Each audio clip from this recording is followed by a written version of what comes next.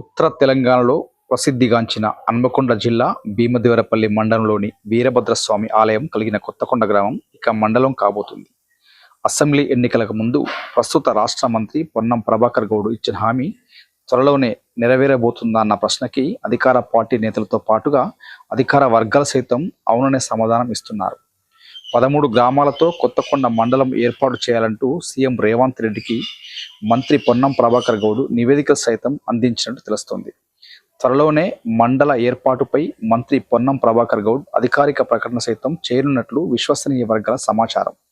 2016 సంవత్సరంలోనే కొత్తకొండ మండలం చేయాలంటూ అఖిలపక్షం ఆధ్వర్యంలో చాలా రోజులుగా రిలే నిరాహార దీక్షలు చేపట్టి నిరసన కార్యక్రమం సైతం కొత్తకొండలో ముమ్మరంగా నిర్వహించారు.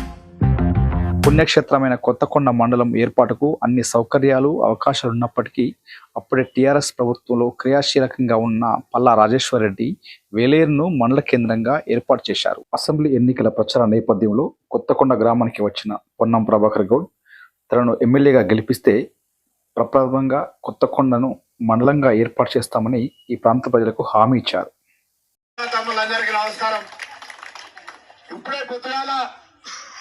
కొత్తకొండ వీరభద్రస్వామి భద్రకాళి సమేత కొత్తకొండ వీరభద్రస్వామి అమ్మవారి దర్శనం చేసుకొని బయలుదేరిన మీ అందరి ఆశీర్వాదం కోరుతా ఉన్నా. కాంగ్రెస్ పార్టీ అభ్యర్థి హుస్నాబాద్ నియోజకవర్గం నుంచి పోటీ చేస్తూ మీరు గెలిపించి నన్ను శాసనసభ పంపితే ఇలా కాంగ్రెస్ పార్టీ నాయకుడిగా కాంగ్రెస్ పార్టీ ఎమ్మెల్యేగా మొట్టమొదటి పని కొత్తకొండ మండలాన్ని చేస్తామనేటువంటి సందర్భంగా మనం చేస్తా ఉన్నాం. ఇది కాంగ్రెస్ పార్టీ హామీ. ప్రజలకు ఇచ్చిన హామీని నెరవేర్చాలనే ఆశయంతో కొత్తకొండను మండలం చేయాలని మంత్రి కృతనిశ్చయంతో ఉన్నట్టు తెలుస్తుంది.